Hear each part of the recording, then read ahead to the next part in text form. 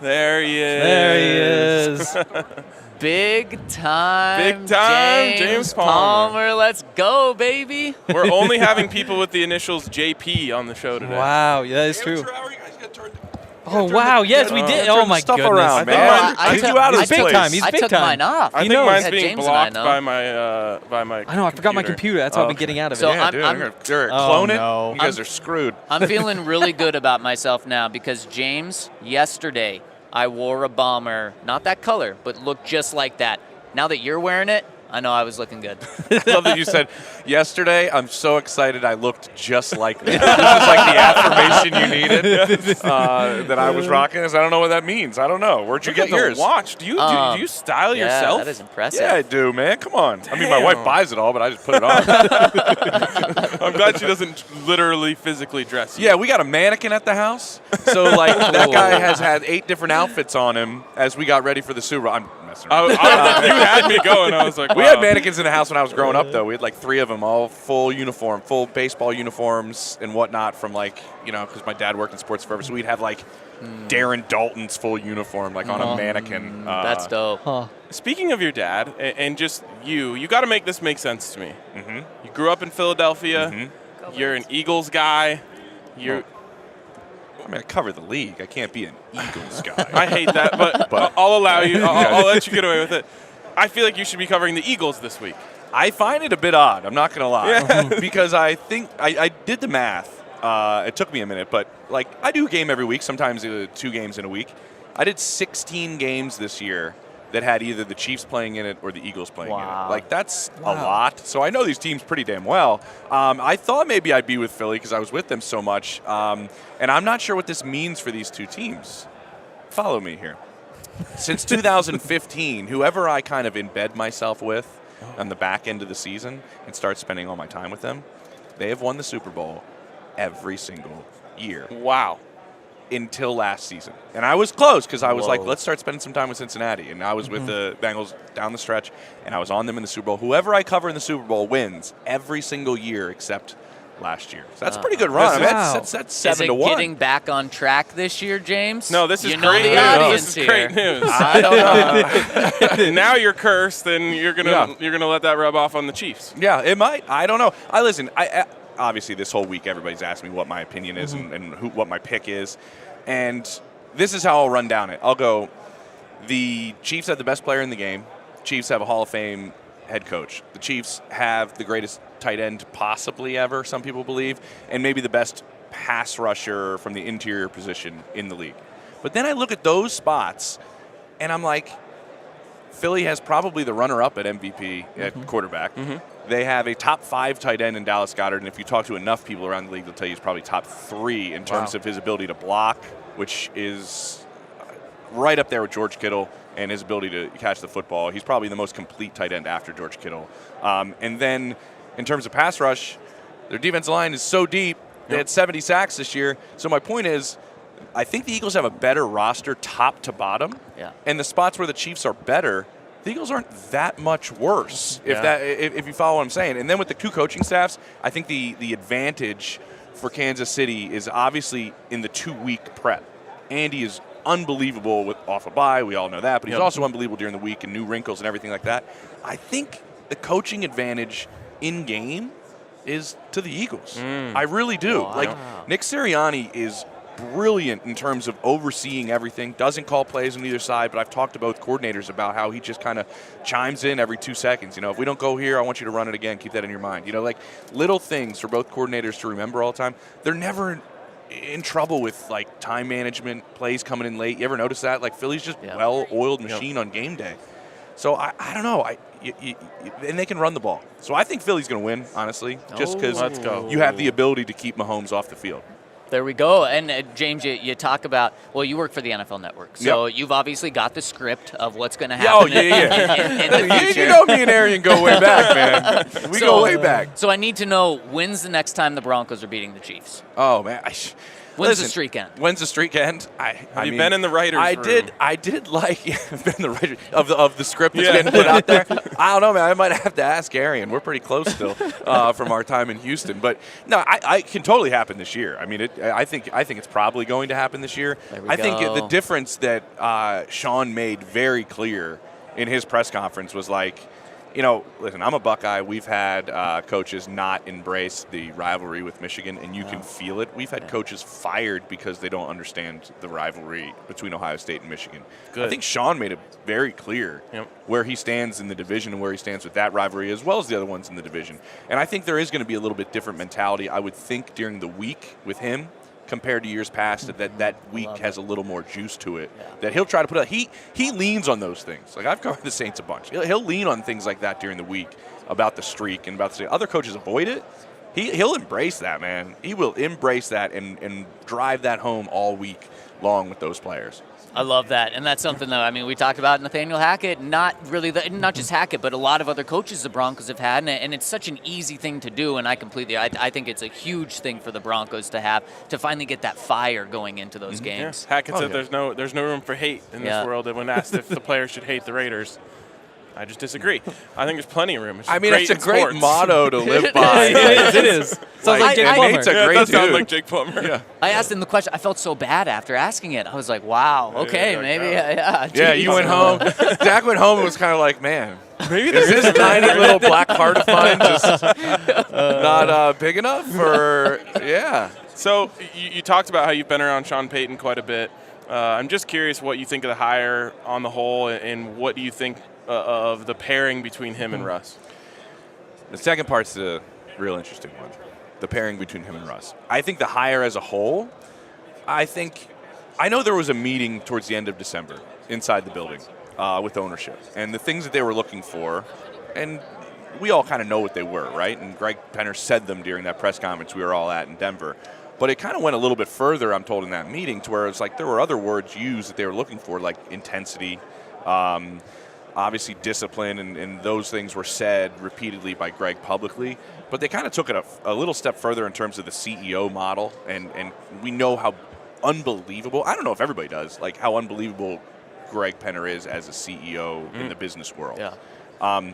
He was looking for something similar to that. I think you all started to see how Sean operates a little bit in the press conference when he's talking about marketing and tickets, and he's telling you how the towels feel that they put in every single seat. The dude oversees everything and has a mind for everything. They were looking for that aspect, not just like a guy who's pretty good on one side of the ball. They wanted that CEO type, because that's what happens all the time. This was going with Elway too. Like you when he was looking for a quarterback, you look for what you know. Yes. Right? And a lot of times you look for what you have are. Exactly right. So like that's kind of the way Greg was. That's the way Sean's wired. I think this changes the culture of not just, the football side of things. I think it changes the culture of every aspect of the organization, which, let's be honest, I think Joe Ellis did an unbelievable job running things with everything that was going on behind the scenes, that 99.9% of the people have no idea how insane it was to keep the perception of this as a quality organization. Right. And now I think Sean does that, and he's one of the best coaches we've seen in the last 20 years. The other part, with the Russell Wilson aspect, I'm curious to see how it goes. I really am. And I think Sean, I know, had some reservations working with Russ. I know that for a fact. So we'll see how this ends up playing out. I do think he accepts the challenge. And I do think covering the Broncos down the stretch on those last couple of games, I think Russ's mentality, in my opinion, talking to him, changed a little bit. I think there was a little humble pie. There was a little like, I'm ready to do whatever to kind of get myself back on track. And we know he's going to put the work in. Like, that's not a debate. Like, he'll work. I think he kind of changed his mindset a little bit. Like, I need some help. One of the things that Greg Penner said in his introductory press conference was that he wanted to leave the football to the football guys and kind of stay out of that side of things. But then when he go through the coaching search, he was the one making decisions. It was a very small group with him in the lead, and he didn't delegate that to the general manager or anything like that. Do you see that as contradictory at all? No, because he's hiring the guy to oversee now all of the football things. Like, he wanted to hand pick the guy who's now going to run all of that, and that guy reports directly to him, which is not crazy, by the way. Like, that's the way a lot of buildings work. Yeah. It hasn't been in Denver, but that's the way a lot of buildings work. So, no, I don't find that contradictory because you got to put the right guy in place. And if you trust yourself and your ownership group to start that on it, I guess how it trickles down, we picked the main guy. Now I want him to be running blank, blank, and blank. And then I want them to handle, so, yeah, you eventually have to make the decision to where you start that group at the top, and that's what they ended up doing. James, you cover so many different teams around the league and deal with superstar quarterbacks a lot. We know Sean's press conference, right after the press conference, he said that Russell's people aren't going to be allowed inside the building like they were last year. How important is it for a quarterback to be, no matter how much of a superstar, how big their contract is, to be on the same level as the rest of the guys in the building? I think that is.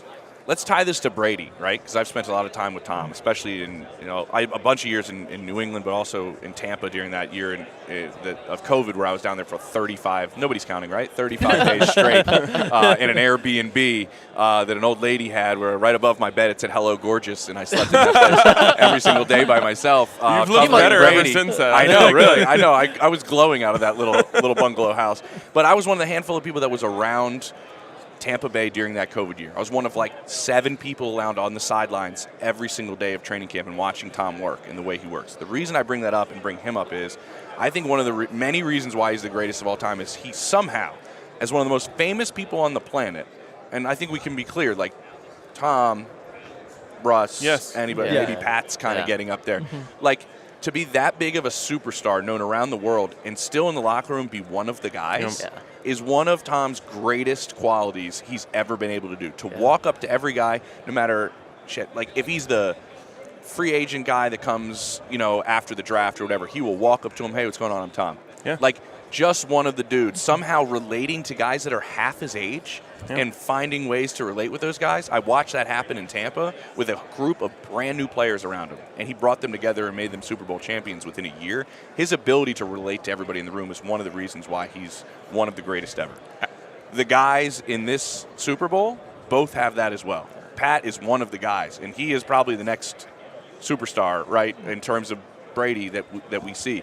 Pat has his team. Tom has his team. Now, let's be straight. Like, it took some time for Alex Guerrero to be on the sideline, to be on the bus, to be on the charter, to be a part of things in New England.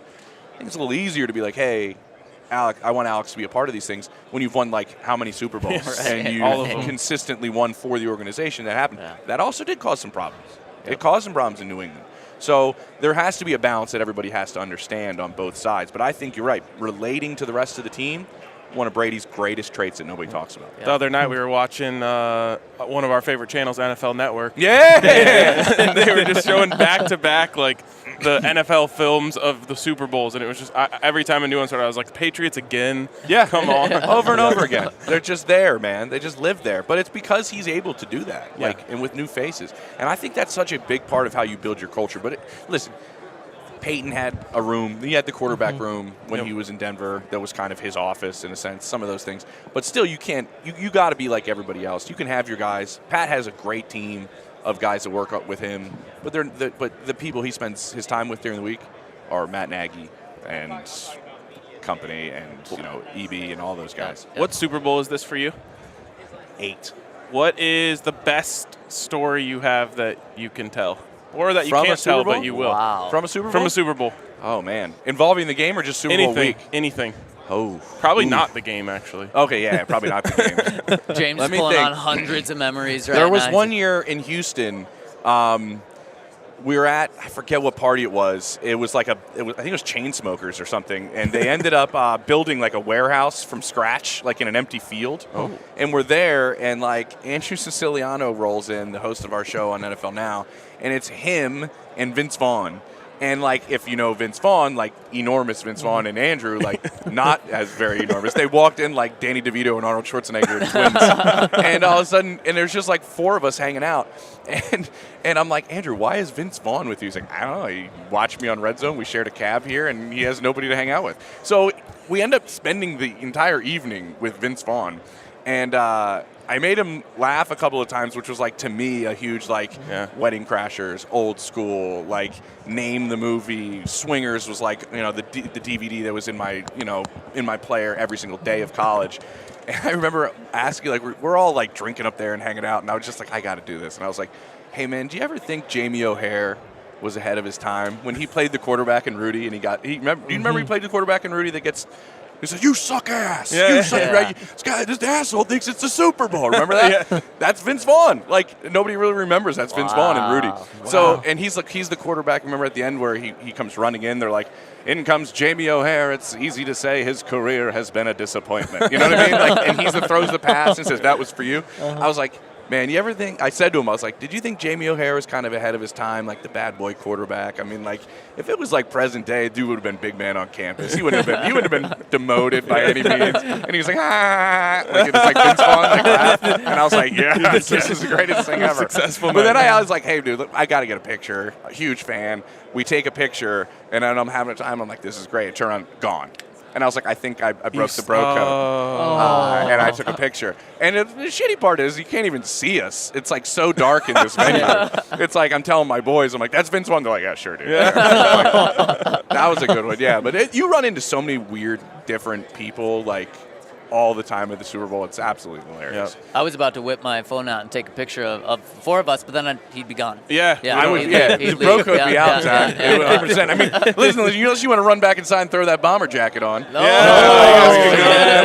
Double bombers. Yeah, then we can take the picture. This is great. Or does George Payton have that one? Yeah, maybe. Yeah. You got comfortable threads on there. What are we rocking today? Yeah, we're doing some Lululemon. He doesn't own jeans. I hate literally. Not one pair. Not one pair of jeans?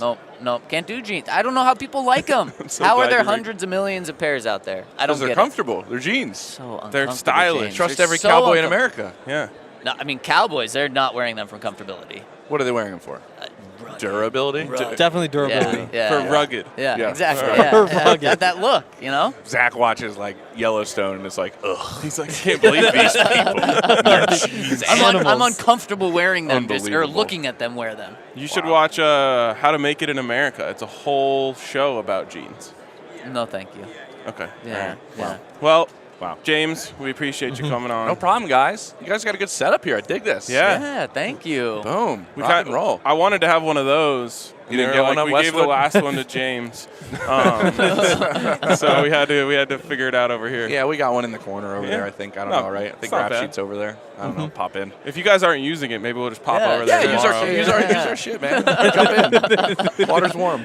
Trust me, man. we're using it from morning, noon, and night. Like, I believe our that. coverage is just completely insane. I was on TV this morning with Peter Schrager out in Scottsdale at 5 a.m. this morning. Oh, my gosh. Wow. So got up at 3. That was nice. So you didn't get to enjoy We went much to bed of the at- media We went to party. bed at 3.